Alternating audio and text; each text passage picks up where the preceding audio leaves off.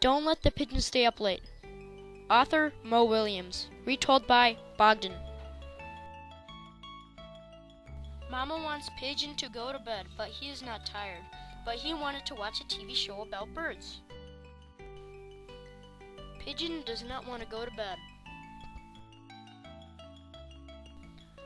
Pigeon is getting very tired. Pigeon says he's 100% awake, but he's very tired.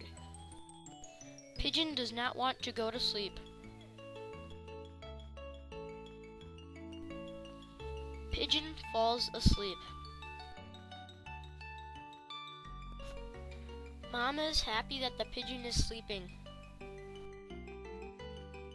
Now Mama knows who to resort to when she needs Pigeon to go to bed.